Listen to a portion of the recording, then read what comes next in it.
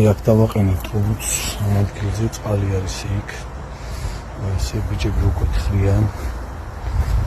ეს ბიჭებმა თითქმის დავდიან გულში. მე აქაც გაიწვია ესე. ზოგადად მარჯვენა მარცხნივ და